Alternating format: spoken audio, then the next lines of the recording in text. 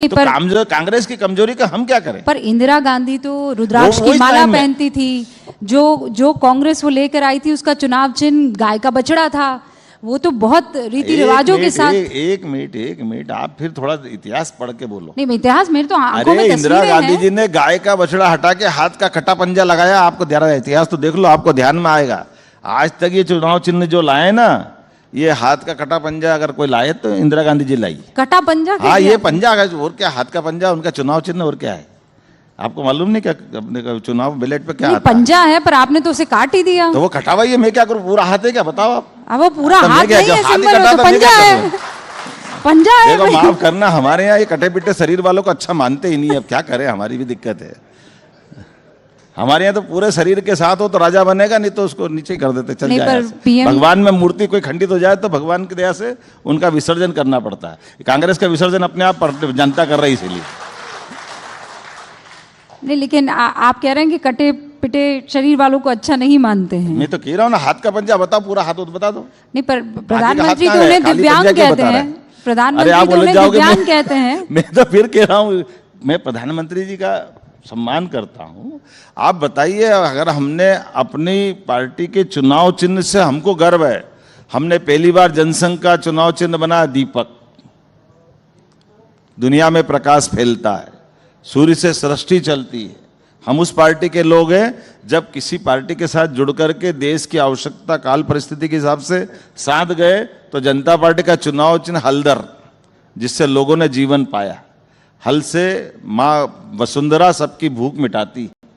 फिर हमको लगा कि कोई बात नहीं, हमारी पार्टी भारतीय जनता पार्टी खड़ी हुई तो हमने कमल का फूल लेके आए। उनको इन सब बातों से क्यों नफरत है, ये वो जवाब दे। हम क्या करें उसके लिए? पर कांग्रेस की गलती है ना, हम क्या करें? वो करे गलती, भी हमसे पूछो, बड़ा आश्चर्य। हम क्या करें उसके लिए? उन्हें गाय बछड़ा हटाया कि नहीं हटाया? गाय बछड़े से क्यों नफरत है उनको गाय बछड़ा क्यों नहीं रखा कांग्रेस ने? आपको लगता है कि कांग्रेस को हिंदुत्व से नफरत है? मैं लगता क्या, वो तो रोज करते हैं। आप बता दो, आज तक राम मंदिर में दर्शन करने क्यों नहीं गए? कभी आप प्रयाग में स्नान करने क्यों नहीं गए? आप उनसे पूछो ना, हमसे क्यों पूछ रहे हो? हम तो स्नान भी करने गए ना, अयोध्या में दर्शन करने भी गए, पूरे मंत्रिमंडल को ले गए, पूरा प्रदेश। हमारे माननीय यशस्वी प्रधानमंत्री खुद भूमि पूजन पे भी बैठे और लोकार्पण पे भी गए। हमें इस बात का गर्व है। इसी बात की तो समानता है कि सरदार वल्लभ भाई पटेल और डॉक्टर राजेंद्र प्रसाद सोमनाथ के उस भव्य धूमधाम से भगवान की प्राण प्रतिष्ठा सोमनाथ में हुई तो वो वहां मौजूद थे। हमें गर्व है, आज सरयू के किनारे हमारे माननीय प्रधानमंत्री नरेंद्र मोदी जी मौजूद थे। इस बात का आनंद है। ये समानता की जरूरत है, इस बात की जरूरत है। अब बिहार में हम ये प्रश्न खड़ा करेंगे, फिर भागेंगे सामने वाले विपक्ष वाले। डॉक्टर राजेंद्र प्रसाद का वो उनका उस समय का ये कितना बड़ा निर्णय था कि देश के प्रधानमंत्री डर रहे हैं, तो डरे तो नेहरू जी का गलती सबके बीच में आएगी। और नेहरू जी ने बाकायदा पत्र लिख करके विरोध किया। वो पत्र का क्या करेंगे? हाँ, लेकिन तो राजेंद्र प्रसाद जी ने समर्थन किया कि अगर इस देश के अंदर अगर सोमनाथ का मंदिर बन के खड़ा हो रहा है तो सोमनाथ के मंदिर के अगर भगवान की प्राण प्रतिष्ठा है तो क्यों नहीं जाना चाहिए। और सरदार वल्लभ भाई पटेल ने भी जन सहयोग के माध्यम से, जैसा राम मंदिर बन रहा है उस समय मंदिर बना के खड़ा किया, तो कितने गौरव की बात थी। आप बताइए, ऐसा तो नहीं हुआ था कि वो मंदिर बनाने के लिए किसी को अपमानित किया था, किसी के जबरदस्ती कोई बात हुई थी, ऐसे कुछ तो नहीं था। फिर नेहरू जी ने क्यों मना किया? अब ये नेहरू जी के वंशज जवाब दे, हम क्या करें इसके लिए? अब ये सवाल मैं जरूर कांग्रेस के जब यहाँ पर मेहमान आएंगे उनसे पूछूंगी। आपने बिहार का अभी जिक्र किया मोहन जी। बिहार में चुनाव आने वाले हैं। बड़ी चर्चा है कि मोहन जी जो हैं कृष्ण की बांसुरी लेकर आजकल तरह तरह के राग में मशगूल नजर आ रहे हैं। ये इसलिए क्योंकि आप यादव हैं और एक बड़ा चेहरा सामने कॉम्पिटिटर के तौर पर रखने की कोशिश हो रही है। देखिए, ये संकट यहीं से चालू होता है। माफ़ करना, दुनिया में ऐसा माना जाता है, कहावत थोड़ी खराब है, बता देता हूँ कि तिरछा दुनिया देखे तो उसको दुनिया तिरछी दिखती है। अब उसमें हम क्या करें? दुनिया तिरछी नहीं, उसकी आंख तिरछी। दुनिया तो सही साठ है, अब आंख तिरछी है, आंख सही कर ले भैया, ऑपरेशन करा, जो करना करा, नहीं तो बाकी के तो। अब भगवान कृष्ण के नाम लेते ही भगवान कृष्ण के लिए केवल मैं ही क्यों करूँगा? भगवान कृष्ण के जीवन के तो इतने सारे प्रसंग हैं। ये भगवान श्री राम और भगवान कृष्ण, माफ़ करना, हम में से कोई उठ करके अमेरिका चले जाए, इंग्लैंड चले जाए, किसी और देश में चले जाए, और अपने देश का परिचय नहीं दे, नाम नहीं बताए, केवल ये बता दे कि मैं रामकृष्ण की धरती से आया हूं, तो दुनिया का कोई भी आदमी आंख मीच के कह देगा ये भारत से आया है, उसमें उससे कोई दूसरा परिचय नहीं लेगा। तो जिनके नाम पर ये सदियों से भारत की पहचान है, अगर हम उनके उन जीवन के अच्छे पक्ष को लेके आ रहे हैं सामने, तो क्या गलत कर रहे हैं? अब ये भी नहीं करें, इसमें क्या तकलीफ है? हम कह रहे हैं कि भगवान कृष्ण ने शिक्षा के लिए कंस को मारने के बाद उज्जैन शिक्षा ग्रहण करने आए, इसलिए भगवान कृष्ण के उस स्थल को जहां उन्होंने शिक्षा ग्रहण की उसको तीर्थ स्थल के रूप में विकसित कर रहे हैं, सांदीपनि आश्रम को। उसमें क्या गलत है? भगवान कृष्ण ने सुदामा के साथ जहां रात गुजारी, तो गरीब अमीर की दोस्ती का सबसे बड़ा उदाहरण अगर कहीं है आज भी, तो वो कृष्ण और सुदामा की दोस्ती से। ये क्यों नहीं आना चाहिए? आज के समय में ये असमानता का युग है, गरीब अमीर के बीच में जो खाइयां बढ़ रही, तो ऐसे सकारात्मक उदाहरण बनाना पड़ेंगे। भगवान कृष्ण को परशुराम जी ने सुदर्शन चक्र दिया उनके गुरु के पुत्र को लाने के लिए, तो परशुराम जी ने सुदर्शन चक्र दिया। हम परशुराम जी का ये पक्ष समाज के सामने क्यों नहीं लाएंगे? इसलिए हमने कहा हम उस स्थान को भी तीर्थ बनाएंगे। अगर गोपाल बनकर के भगवान कृष्ण ने अपनी नाम पे सबसे ज्यादा सार्थकता दी, जो गाय को पाले वो गोपाल, जिसके घर गाय का कुल वो गोकुल। तो हमने कहा कि भाई ये जहां गाय का कुल हो वो गोकुल, जहां गोपाल गाय पाले और गाय पाल करके किसान अपने जीवन में दूध उत्पादन से भी आय बढ़ा सकता है, ये योजना हम लगा रहे हैं। आज राज्य में दूध उत्पादन में देश के अंदर हमारा तीसरा नंबर है और देश के अंदर कंट्रीब्यूशन 9% का है। हम इसको 20% तक ले जाना चाहते हैं। तो हमने भगवान कृष्ण से जोड़ के कहा कि भाई अब हम भगवान कृष्ण से जो गाय पाले वो गोपाल, जिसके घर गाय का कुल वो गोकुल, तो यह अपना आदर्श ग्राम वृंदावन बनाओ। तो वृंदावन बनाने में तकलीफ क्या है? क्यों नहीं बनना चाहिए वृंदावन? इसमें क्या परेशानी है? हम तो ये भगवान की अच्छाइयों को सामने ला रहे हैं। अभी पर्यावरण की बात आएगी, वन संरक्षण की बात आएगी।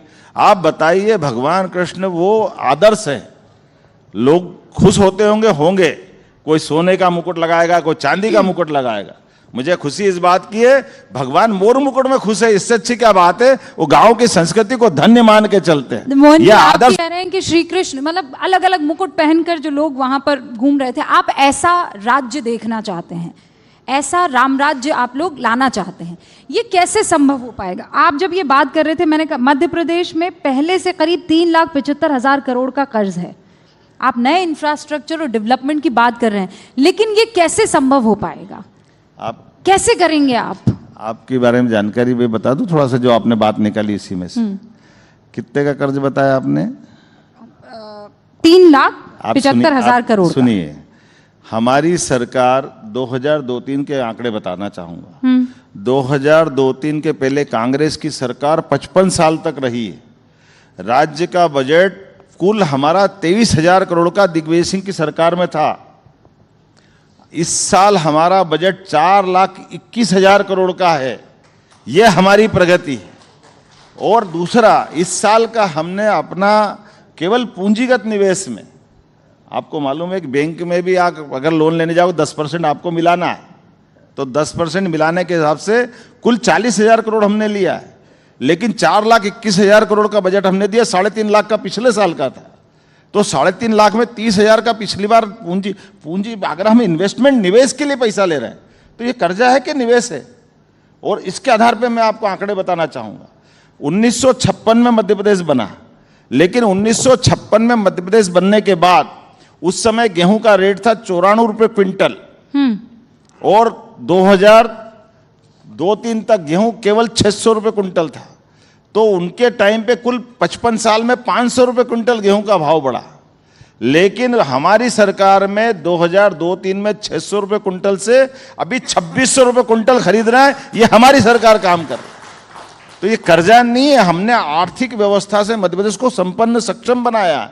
24 घंटे बिजली नहीं मिलती थी पहले, आज बिजली में सरप्लस है। मुझे इस बात की प्रसन्नता कि पूरे देश में सबसे सस्ती बिजली, आप दिल्ली में बैठे ना, दिल्ली की मेट्रो की ट्रेन भी चल रही तो मध्य प्रदेश की बिजली से चल रही है, आप दिखवा लेना। ये हमारे द्वारा दी जा रही है, ये मध्य प्रदेश सरकार की लाभ है। रेखा जी सुन रही होंगी इस बात को, हम उम्मीद करते हैं। लेकिन मैं कह रही नहीं, हूँ रेखा जी बिजली में क्या, वो रेल में क्या करेगी? नहीं, रेल में नहीं, मैं कह रही हूँ मुख्यमंत्री है यहाँ नहीं की। तो मेरा कहना कि ये बिजली की उत्पादन, उन्होंने भट्टा बिठा दिया केजरीवाल और कांग्रेस ने, तो रेखा जी बेचारी सुधारेगी, अब क्या करेगी? रफू कर रहे हैं आप। लेकिन मोहन जी, आप कह रहे हैं कि भाई मैं बार बार कह रही हूँ कि आप विरासत से विकास की तरफ और विरासत और विकास को लेकर चलेंगे। टाइम्स अब बता रहा है, लेकिन मुझे लगता है आपका टाइम अब शुरू हुआ है।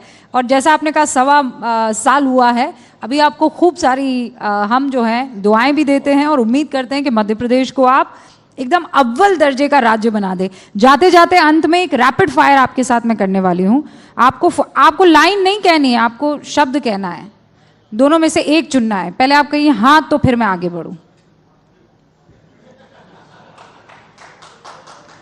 हाँ हाँ, मैंने कहा हाँ कहे तो आप आगे बढ़ेंगे फिर। तो हाँ में तो हाँ ही है, उसमें ना कहा है। चलिए फिर, आपका पसंदीदा शहर कौन सा है, उज्जैन के भोपाल? भोपाल। उज्जैन से आते हैं और भोपाल पसंद कर रहे हैं? आपको क्या तकलीफ है? अरे भाई उज्जैन, क्योंकि उज्जैन अरे से भाई मुझे भी भोपाल में मोहब्बत है। सीएम है, हाँ। तो सीएम की राजधानी भोपाल है। उज्जैन वाले तो आप जरा मेरे गौर को करें। उज्जैन क्यों भेजना चाहती? दुश्मनों के दोस्त तो बताओ तो जरा मेरे को आप। उज्जैन तो आपका घर है, आपका पहला प्यार मेरा है, घर, मध्य मोहब्बत प्रदेश है। का घर, मध्य प्रदेश के सीएम होने के नाते से विनम्रता के साथ ये कहना चाहूंगा कि कोई भी सीएम अपनी राजधानी को ही अपना शहर बनाए, ये एक सामान्य परंपरा है। बहुत खूब। अच्छा, आपके आराध्य देव कौन है, भगवान शिव के कृष्ण? आराध्य देव कौन है, भगवान शिव के कृष्ण? मेरे आराध्य देव भगवान शिव है। आपको तकलीफ नहीं, अरे मैं सवाल पूछ रही हूँ और आप तो कह मैंने रही हैं भी तकलीफ। तो आपकी बात ही पूछ रहा हूँ। नहीं, आपको सवाल अगर क्या कहते हैं उसे थोड़े मुश्किल लग रहे हैं तो आप मुझे कह सकते हैं, पर मुझे तकलीफ नहीं है। नहीं, मैं भी तो बता ही रहा हूँ पर आपको। हाँ, आपको थोड़ा सा दुविधा में डालने में मुझे भी आनंद आ रहा है। मैं देख रहा हूँ, मैं तोल रहा हूँ आप कितनी दुविधा में डाल रहे हो। अच्छा, मोहन यादव को ज्यादा क्या पसंद है, राजनीति या अध्ययन? ये बड़ा उलझा हुआ प्रश्न है। मुझे सही अर्थ में तो अध्ययन का आनंद है और समाज सेवा का आनंद है। मैं जितनी सेवा करूं मुझे उतना अच्छा लगता है। ये वाला सवाल जो है मैं ऑप्शन में नहीं दूंगी, इसलिए क्योंकि और ज्यादा दुविधा में नहीं डालूंगी। लेकिन मोहन यादव का पसंदीदा मुख्यमंत्री आज की तारीख में कौन है आपके सिवा? मेरे पसंदीदा मुख्यमंत्री, अब मेरे तो इसमें क्या बोलूँगा आपको, आप बोलेंगे। मेरी पसंदीदा मुख्यमंत्री नरेंद्र मोदी जी थे जब गुजरात के थे।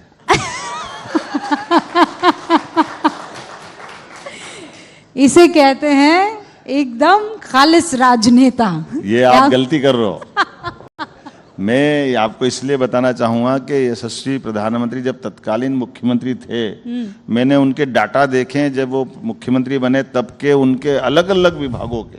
मैं 3 दिन तक 3 बार गया हूँ गुजरात, और उनके काम करने की पद्धति, उनका सीएम ऑफिस, उनका बाकी सब चीज़ों पे काम करने का, और वो सारी चीज़ों को समझने के बाद इस जवाबदारी के साथ कह रहा हूँ कि अगर मुख्यमंत्री बन के सरकार चलाना है तो मैं कांग्रेस बीजेपी के बजाय सभी मित्रों से कहना चाहूँगा, वो माननीय मुख्यमंत्री तत्कालीन नरेंद्र मोदी जी का गुजरात का राज्य संचालन का तरीका देख ले, सबके लिए कुछ न कुछ मिलेगा। अच्छी इतनी सारी बातें हैं, मुझे इस बात का गर्व है। हालिया समय में बताएंगे कि कौन सा मुख्यमंत्री? अब आगे बढ़ाओ, बहुत सारी बात हो गई, दूसरी भी तो मेरे को वापस निकलना है। तो ये सवाल मैं अगली बार के लिए रिजर्व करके रख रही हूँ। बहुत बहुत शुक्रिया बहुत मोहन जी। धन्यवाद, बहुत मैं धन्यवाद। दर्शकों को बहुत बताना धन्यवाद। चाहती हूँ कि बहुत